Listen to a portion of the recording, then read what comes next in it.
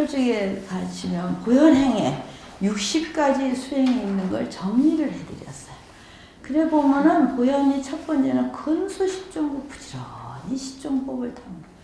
마음의 일체 중생을 버리지 아니하. 모든 보살의 열의 생각을 난.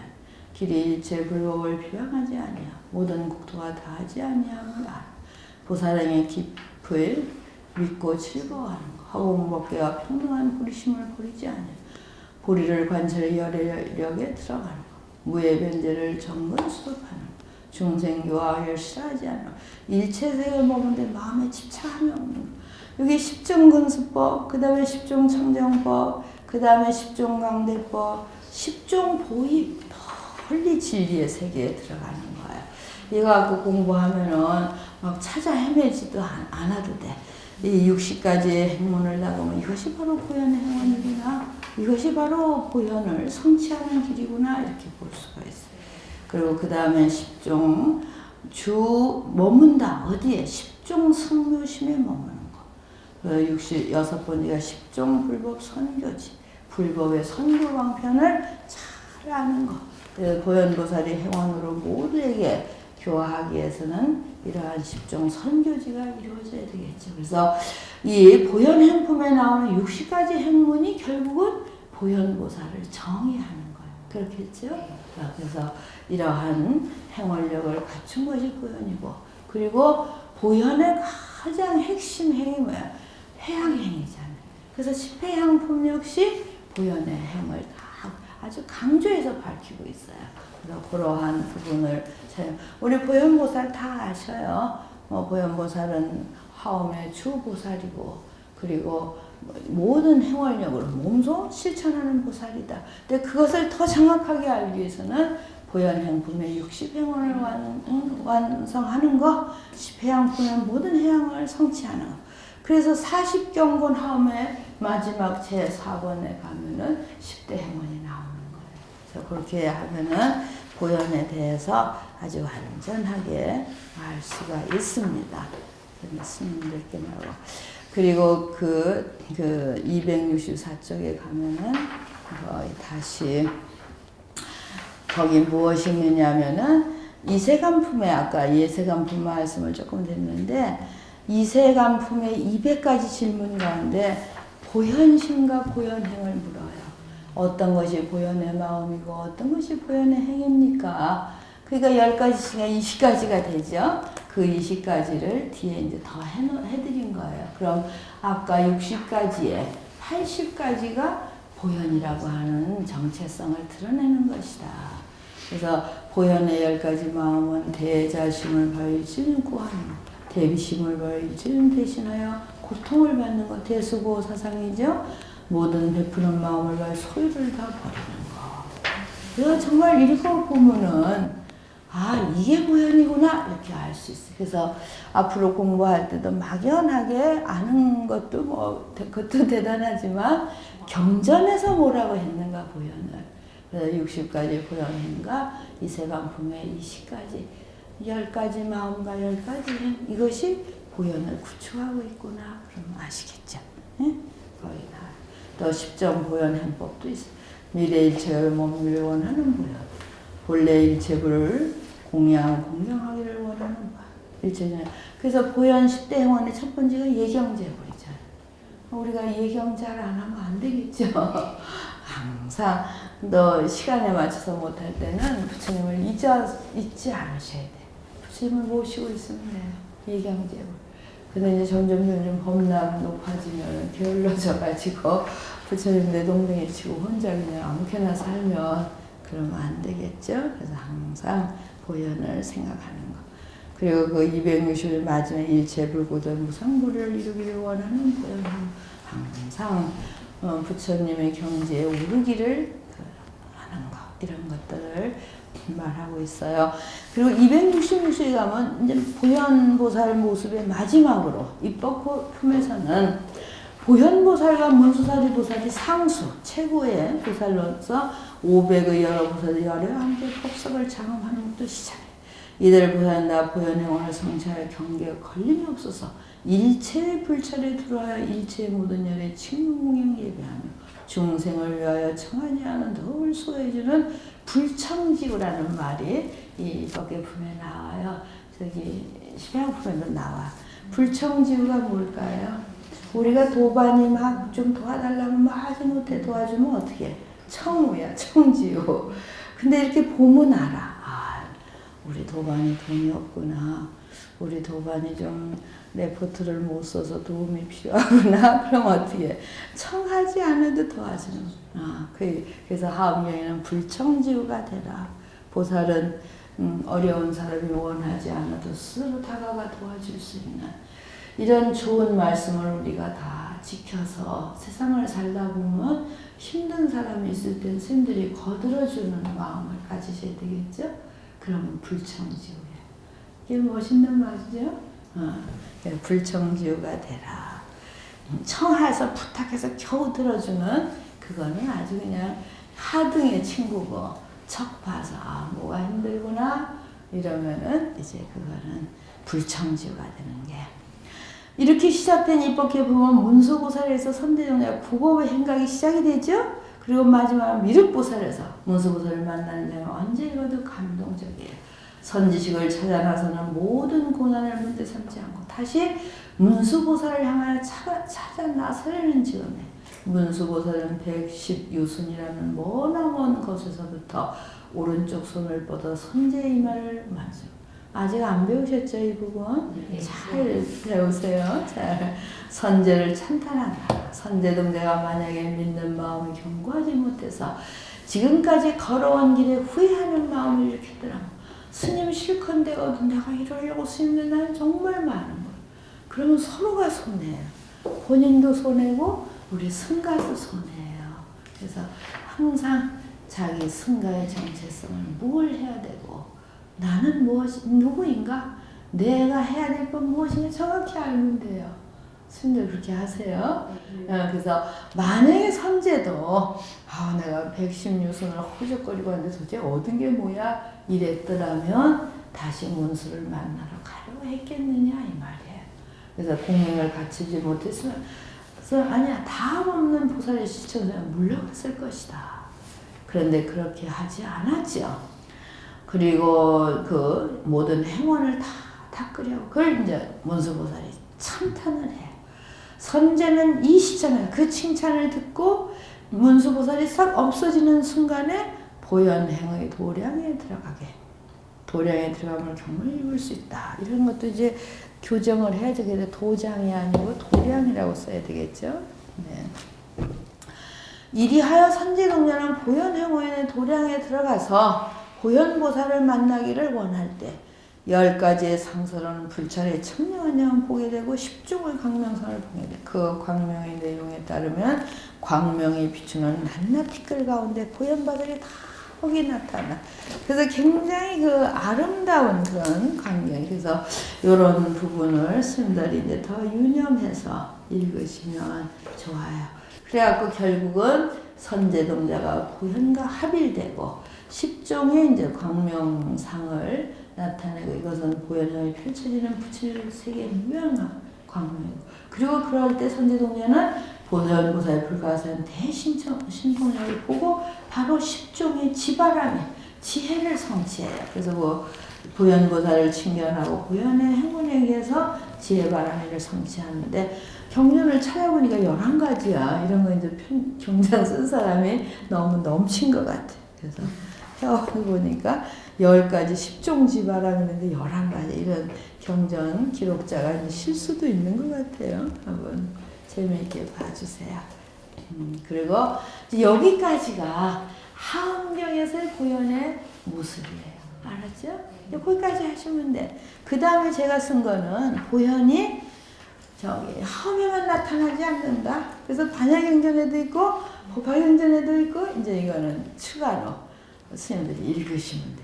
그런가 하면 한국 설화에도나 삼국유사에도나 나도 찾기를 너무 좋아해갖고 보현을 끝까지 한번 찾아본 거예요. 우리 스님들은 하엄에서의 보현까지 입법계품까지 공부하시면 되겠죠. 그리고 278쪽에 들어가면은 제가 지금까지 말한 그 40권본 하음이라는 거 아시나요? 네. 입법계 뿐만을 더 내용을 풍부하게 쓴 것이 같은 대방광불 하음경이지만 반야 3장에 의해서 700년대에 번역된 것을 40권본 하음경이라고 그래요. 그건 입법계뿐만이에요. 그 40권본의 제일 마지막 40권에 이 보현 10대 행원이 있어요. 아셨죠? 그러니까 60권본이나 80권본에서는 10대 행원이 없고 40권본에 들어가고 거기가 예경제불, 칭찬열애, 광수공양, 그래서 공양이라고 하는 7가지 공양을 말합니다. 참여업장, 수의공덕, 청정법년, 그리고 상수불행, 부처님 9번째가 항손중생. 우리는 항상 중생을 수순해서 중생을 끝까지 따라가서 제도하겠다. 그리고 그 모든 공덕을 다 보게 다 해양하겠습니다. 이렇게 말하는 거예요. 예. 그래서 십종대원이라는 거. 보현 10대 행원을 또 그 내용에 들어가면 무궁무진해요. 그래서 이제 그 뒤에 또 제가 펼쳐놨습니다. 그 10종 행원도 이제 보셔야 되고, 280쪽에 보시면은 세 번째가 광수공양이죠. 그 광수공양에 7가지 공양이 있어요. 그래서 우리가 공양이라는 말을 쓰시면서도, 널리 공양을 닦는다는, 공양행을 닦는 무슨 의미인가, 여설 수행공양. 부처님이 말씀하신 대로 수행하는 공양 잘 아셔야 되겠죠. 중생을 이익되게 하는 공양. 그래서 저는 이런 걸 보면서 이 세상을 사는 사람들이 다 자기가 손해 안 보려고 그러잖아. 그래서 그 정신과 그 의사들이 모여서 요즘은 스트레스, 정신착란 이런 병이 너무 만연하대요. 그러니까 또 한 의사가 그 원인이 뭘까요? 그러니까 한 사람이 다 손해 안 보려고 하다가 스트레스를 받는 겁니다. 이래요. 그래서 이제 그 방송을 들으면서 내가 부처님 탐욕, 부처님은 탐진치 삼독을 단속하신 게 근본이거든요. 그러니까 모든 탐욕, 다시 말하면 이익 보고 손해 안 보려고 해서 스트레스를 그렇게 받는다는 거예요. 그게 도가 지나치면 이제 머리, 정신 착란이 오고 그렇다. 이제 정신과 의사들이 그런 말을 하더라고요. 그래서 이걸 보면서, 하음행자는 이익을 보려고 하지 말고 남에게 손해를 안 끼치려고 해야 되겠다. 그게 이제 제가 이끌어낸 거예요. 여기서 중생을 이익되게 하는 거예요. 스님들이 다들 그렇잖아요.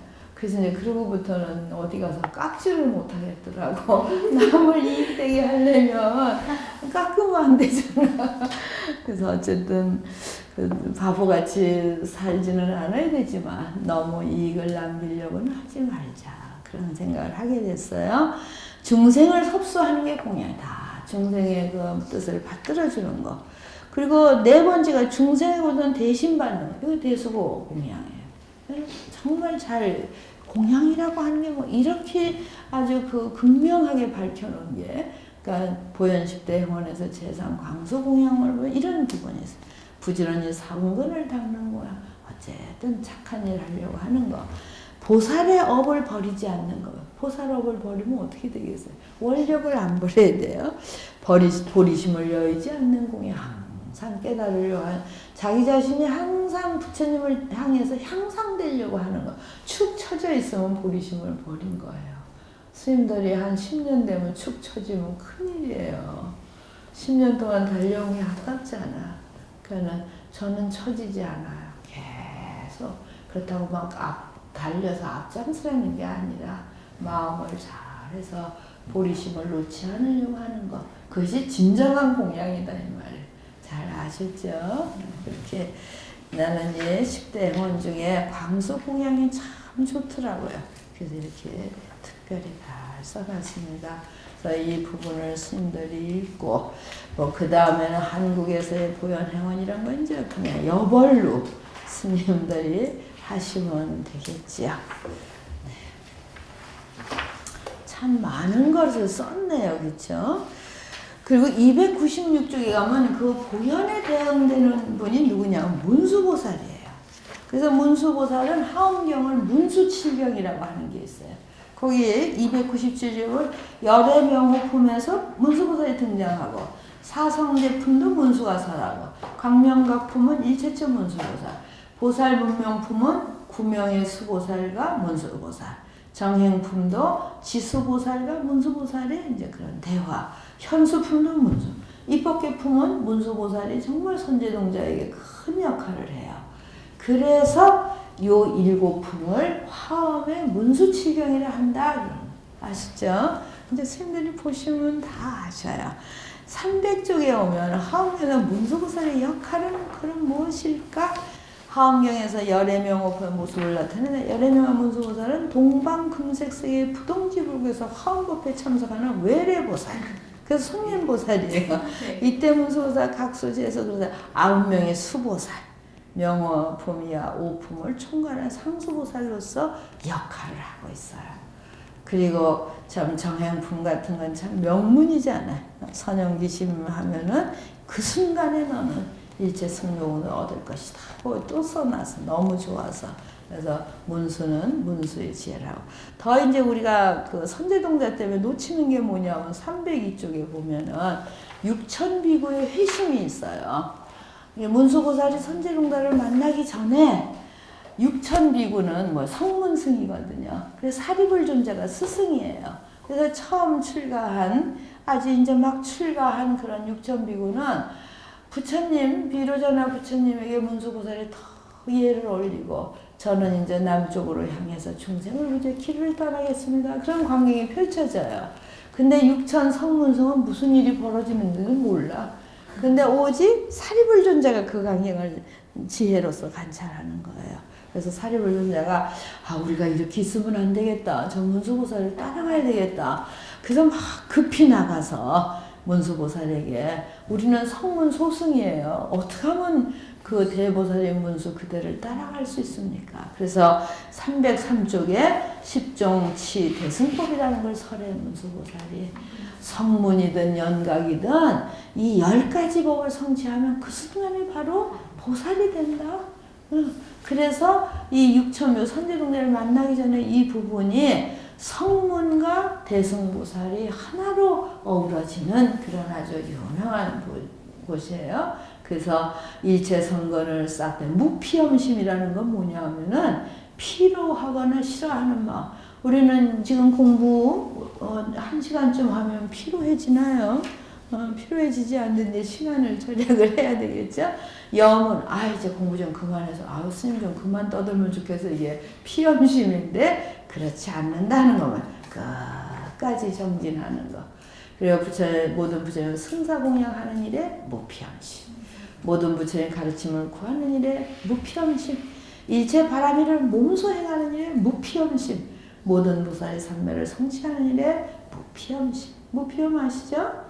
차례로 일체 삼세에 들어가는 일, 시방불자를 널리 찾는 창험하는 일. 이 10가지를 성취하면 성문 보살이 따로 없다. 아셨어요? 그래서 육천 성문, 소승 성문이 바로 이 법을 성취해서 문수 대승보살을 따라가는 합일되는 그게 이제 육천비구의 회심이에요. 그래서 굉장히 아주 다이나마티카. 이제 중앙승가대 그 도서관에 1층에 가면 동발에 저기가 새겨져 있어. 벽화로. 그러니까 하엄경 80권 61권의 변상도가 이 광경을 적어놓고 있어요. 그래서 서만체원 비로자나 부처님 앉아 계시고 여기에 문수가 앉았던 자리가 있고 문수가 일어나서 예배를 하고 그리고 사리불 존자 육천비구는 무슨 광경이 벌어지는 거지? 이러고 있는 변상도가 하엄경 61권의 변상도예요. 그래서 그걸 아주 그냥 대형으로 저 벽면만큼 그것을 변상도 그림을 누구시더라? 이름을 잊어버렸네. 동덕여대녀 그 해학과 교수님. 이렇게 갑자기 생각나는 그분이 이제 그리셔갖고 거의 기증하신 것 같아요. 그래서 그거를 이제 추천한 거는 마침 그때 내가 도서관장이어서 승가대학은 대승가 소승 성문이 하나로 유기하는 하엄의 이 광경을 해야 됩니다. 그래서 그 승은회 26년 있으면서 그때 마침 도서관장을 해서 그것을 할 수 있었다는 게 굉장히 기분 좋은 거예요.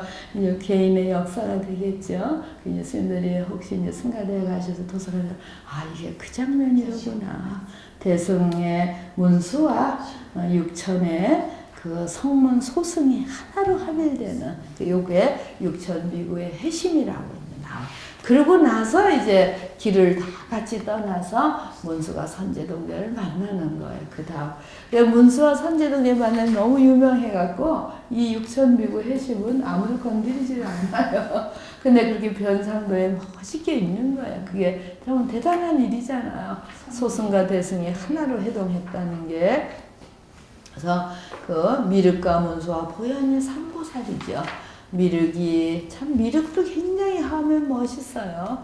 그 100개가 118개의 보리심을 설하는 게 그 미륵이에요.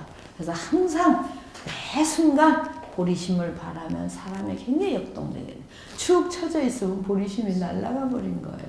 뭘 해도 할 것이 있잖아요. 뭐 하다못해 할 것 없으면 남의 빨리라도 해주면 되잖아. 힘든 사람 도와주면 축 처져 있는 것보다는 낫겠죠. 그런 마음으로 역동적으로 이제 우리가 생각해. 그래 문수를 다시 만나라. 그래 다시 만나려고 해서 문수에 의해서 보현과 만나는 그 관계를 거기에 잘 설해놓고 있습니다. 그리고 306쪽에 307쪽은 이제 스님들 배우실 건데 선제동자가 문수를 만나고 너무 그 환희심이 나서 그 자기가 이제 수레한 그런 정말 문수를 보고 자기 자신을 한탄하고 정말 거룩한 성자를 나는 왜 여태 이랬을까 하는 그거예요. 같이 읽어볼까요? 삼계는 성곽되고 교만은 담장되며 여러 길은 문이 되고 애욕에 흐르는 해자가 되었네. 어리석은 어둠에 덮여 탐욕과 성냄에 불이 치성하고 마음은 굶주려 어리석은 중생의 의지에 먹네. 탐심과 애욕이 묶는 노끈되고 아침과 거짓이 물레내어 의욕이 눈을 덮어 온갖 사들림으로 나아가니 인색함과 질투심과 교만이 넘쳐 사막도에 들어가니 여러 길에 떨어지면 라고 늙고 병들어 죽는 고통 받네. 묘한 지에 청정한 행님과 가엾이 여기는 원만한 막히는 능히 번뇌의 바다를 마르게 하나니 원컨대 살펴주소서. 묘한 지에 청정한 달림과 인자하고 티없는 막히는 모두를 안락해 하나니 원컨대 비추어주소서. 일체 법계의 왕이시여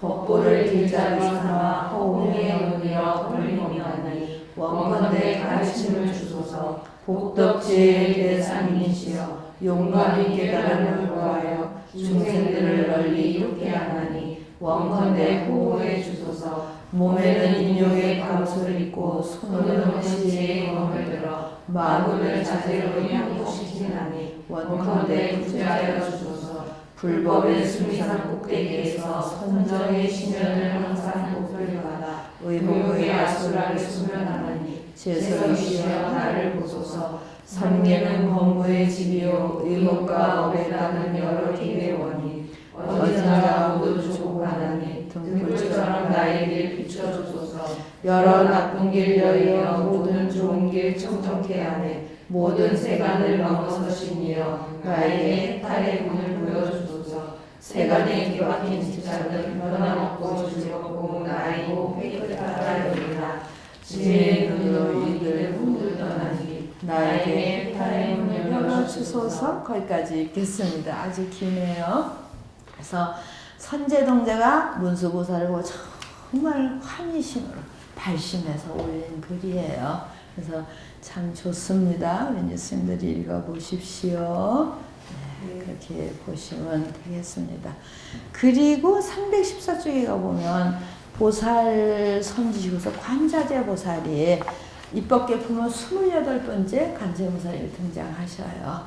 그래서 저기 삼성월융 하면은 문수보현 비로자나 또 4대 보살 하면 문수보현 미륵 관자재 이렇게 이제 해야 될 정도로 그래서 관세음보살님은 모든 두려움, 그 관세음보살 법화경 보문품에 보면 14가지 두려움으로부터 보호해준다고 되어 있거든요. 그래서 그러한 것이 입법계품에서도 모든 두려움으로부터 보호해 주시는 분이 관세음보살이에요. 그래서 관세음보살님과 우리 중생이 느끼는 두려움에 대해서 잘 썼습니다. 324쪽에 보면 비구와 비구니 선지식, 이제 5분의 비구 스님 선지식이 계시고 덕운비구, 해운비구 해서 선주비구. 근데 한 분의 비구니 스님이 다행히 들어있어요. 54 선지식 중에. 그래서 그분이 저기 누구시죠? 사자민신 비구니세요. 그래서 이걸 54 선지식을 막연하게 우리가 아는데 이 책을 통해서 보살 선지식은 이런 역할을 했구나.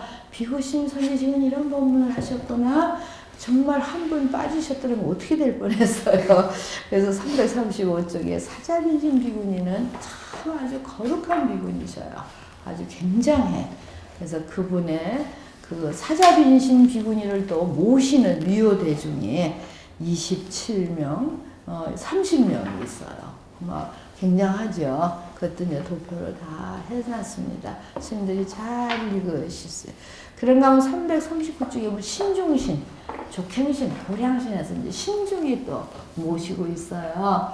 굉장히 재미난 거는 53 선지식 중에 21번이 여성이다 이렇게 이제 말을 하거든요. 그것은 이제 이통현장다도 지적을 하고 청량진간신도 지적을 해요. 그러면 이제 그 우바이, 부동 우바이, 마야 부인 이런 분들이 다 여성이에요. 그리고 또 비구니도 물론 여성이고. 근데 지신과 야신이 다 산스크리트로 보면 여성 명사예요.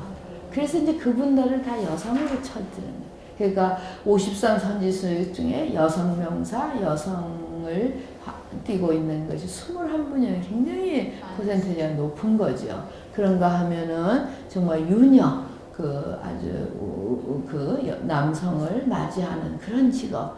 그래서 이 53 선지식을 보면 남녀가 평등하고, 승속이 평등하고, 직업이 평등하고, 그런 어떤 위계가 평등하고. 그래서 굉장히 그 시대에 이러한 모든 것을 인도처럼 그렇게 사성계급이 분명하고 차별이, 지금도 차별이 있거든요. 이러한 지금 현대사회도 차별이 있는 거예요. 근데 이 54 선지식에는 여성과 남성 직업, 빈부 격차 이런 것을 다 이렇게 평등히 넣었다는 것은 또한 다른 부분에서 우리가 평가해야 되지 않는가. 그리고 거기서 인간뿐만이 아니라 무슨 보살과 선지식과 신중까지도 다 함께 들어가서 되어 있고. 그래서 특히 견불에 대해서도 꼭 스님들이 이 책을 활용해 주세요. 그래서 경전들의 많은 그 십지품이나 이세간부의 입법계문에 다 견불이 이렇게 펼쳐져 있습니다. 182쪽에 보면은 다시 부처님으로 돌아가서 부처님을 그럼 안목을 갖추고 볼 때 일차적으로 부처님은 어떤 모습으로 나타나실까? 이제 십종 광명이에요. 하엄경은 이제 광명의 경전이라고도 그러죠. 그래서 그 보광명전하는 그 건물 자체도 광명이 충만하고 부처님도 10가지의 광명을 갖추고 계시다. 그리고 이 광명을 제가 지상법회의 방광 또는 그 천상법회 방광 이렇게 이제 나눴습니다. 그래서 그런 이제 설명을 보시면 되는데 그 185쪽에 도표가 있죠. 도표에 정리를 해놨어요. 각 품의 방광을 보면 제1, 제2, 제3, 제4, 제5, 제6, 제7, 제8, 제9. 그러니까 제9는 뭐예요? 이제 7처 9회의 설법을 위에 표시를 해놨어요.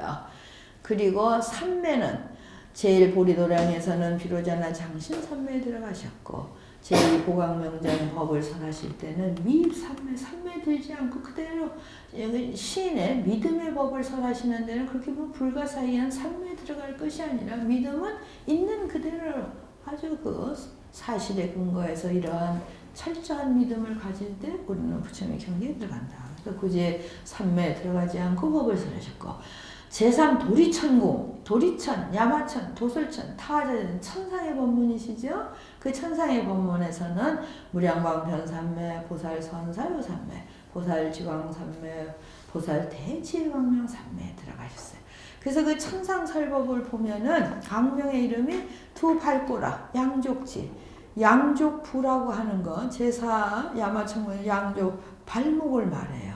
그리고 제오 도설천문에서는 양슬류는 무릎을 말해. 지금 따라오고 계시나요? 예. 그리고 제육 타화찬례전에서 미간호상광, 미간 백호상에서 광명을 나타나셨어요. 그래서 이런 광명의 그 의미도 이제 그래서 천상의 법문에서는 그랬고, 그러면 지상의 법은 제1보리도량에 가시면 어떻게? 이빨 사이로 광명이 나오고 미간백호 두 번 광명이 나왔어요.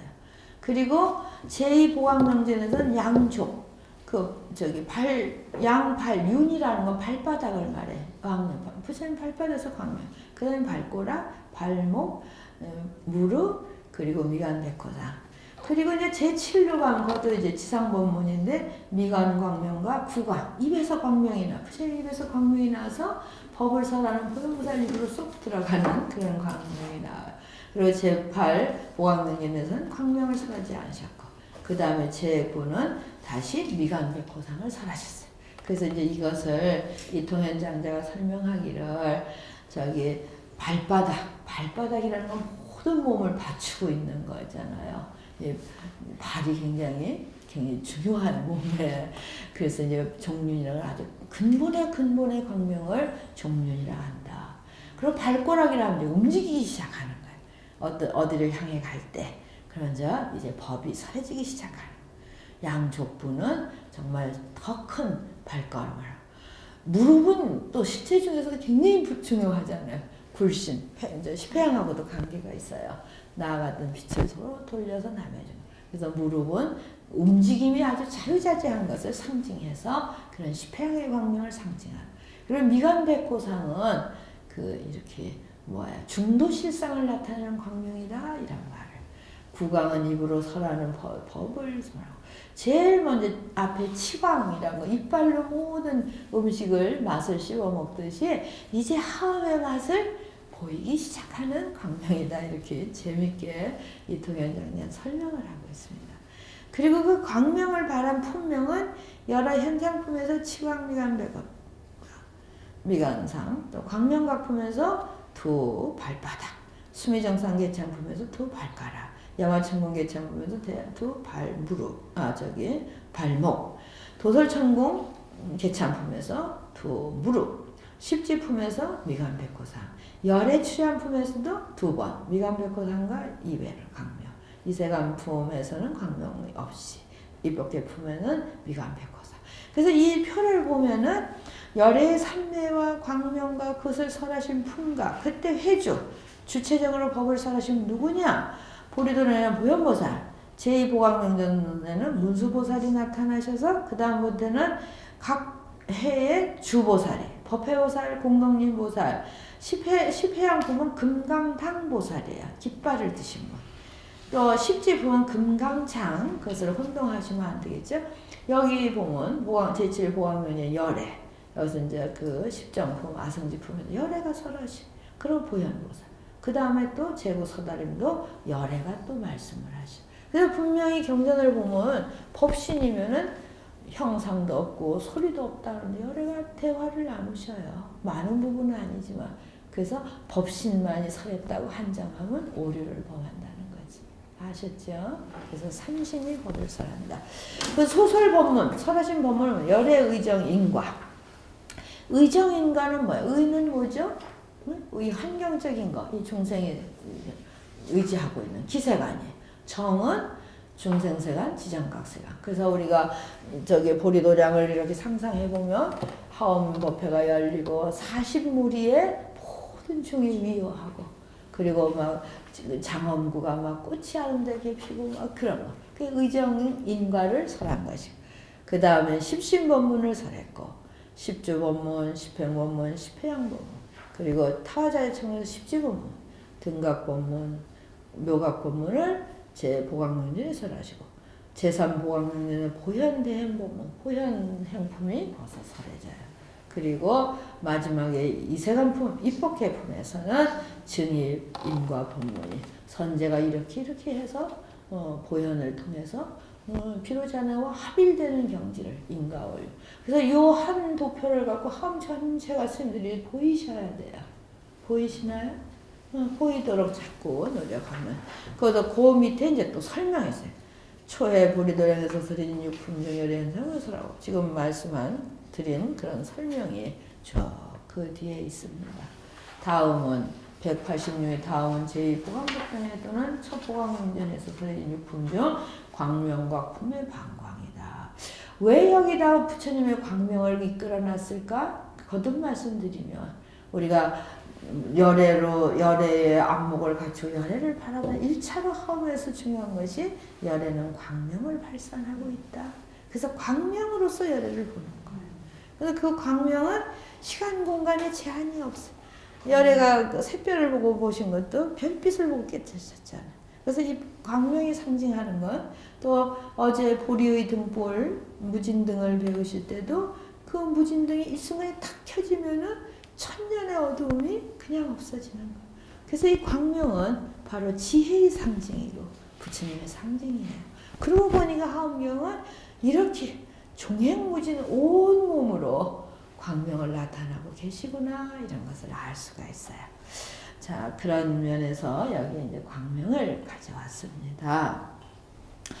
그리고 186쪽에 밑에서 한 여섯째 줄 보시면은 좀 더 올라갈까요? 광명각품에서 광명은 단순한 장엄이나 열애의 실력을 나타내는 의미로부터 벗어나서 시간과 공간을 초월해서 종횡무진으로 옮겨지면서 하엄 교학수인 원륜무예와 상즉상입을 예견하게 하는 거예요. 빛이 법을 설하는데 한정되어 있지 않는 시간과 공간을 초월해서 원륜무예를 상징하는 것이 또한 광명이다. 법상은 노선함을 품에서 광명변조를 해석하면서 신광과 지광으로 나누었고 광명각품에서도 이를 이어서 신광은 몸의 광명, 현상의 영역을 비춰서 일체의 사사, 현상의 무한함을 깨닫게 하며 지광, 지혜의 광명은 이치의 영역을 비추어서 이상의 차별 없음을 깨닫게 한다고 설명. 이게 이제 법장 스님이 이런 설명을 해. 광명에도 신광과 지광이 있다. 부처님의 광명을 발산하실 때 그 몸의 광명이 있고 그 현상의 공덕은 지광, 지혜의 광명은 이치의 세계를 드러낸다. 그리고 이 신광고 지광으로서 유일무예광이며 광명이라는 움직임들이 이에 통해 바로 중생들의 신심을 각성시켜 스스로가 법신과 동체임을 깨닫고 수행에 몰입을 하기 위함이라고 풀이한다. 그래서 화엄의 광명풀이가 굉장히 의미가 깊어요. 그러니까 특히 이통현 장자는 이 중생들의 신심을 막 빛이 발산돼요. 여기 우리 돌아가신 학장 스님 답이할 때 무지개가요. 쌍무지개 막 뜬 거 스님들은 모르실 거예요. 나도 놀랐어요. 그렇다고 비가 온 것도 아닌데 특별한 이렇게 무지개는 보통 둥그런데 그런 것도 하나 뜯고 반짝반짝 별빛처럼 하는 것도 뜯고 너무 신기했어요. 그래서 감동을 했거든요. 감동을 했는데 뒤에 들은 소리인데 누가 전문에 나가면서 요즘은 빛을 갖고 별짓을 다 하네 이러고 가더래요. 근데 그걸 듣는 순간에 우리는 다 감동했고 누가 별짓 한 사람 아무도 없어. 그거 다 봤어. 그게 지금 늘 불견불인 거예요. 믿지 않으면 불견불. 그 장엄한 광경을 이건 내가 직접 들어서 내가 한마디 했을 거예요. 그 사람은 이걸 논문을 그때 이미 썼을 때니까 믿지 않으면 불견불이요. 부처가 앞에 놔도 거짓으로 이 말을 딱 그 사람한테 해주고 싶은데 누군지 모르지. 그러니까 그거 들은 스님도 기가 막혀서 어찌 이렇게 엄연한 참물이 지금도 불가사의해요. 한 개도 아니고 앞뒤로 무지개가 쳤는데 하나 무지개 내가 지금도 기억나. 앞에서 빛이 나요. 근데 그걸 보고 감동했는데 그렇게 거짓이라고 판단하고 가는 사람도 있으니 얼마나 중생의 마음이 오묘하잖아요. 문득 그 생각이 나네. 그래서 하엄경에서도 이런 광명으로서 그래서 이통현 장자는 신심으로서 이 법신 자리, 법신을 우리가 보통 볼 수가 없잖아요. 그래서 광명에 비춰오는 것을 보고 진리의 빛을 체득한다. 그래서 하엄에서는 광명으로서 법을 설하는 거. 뭐 이런 커튼 뒤에 커튼을 쳐놓은 거기서도 막 법을 설해요. 그 저기 처음 그 저기 정멸도량에 읽으면 선생님이 다 읽어 오셨을 거예요. 이제 그러한 부분을 여기 이제 잘 말씀을 드려서 이제 광명을 제가 말하는 건 다 그런 의미예요. 하엄경의 광명은 이러한 오묘한 의미가 있다는 거.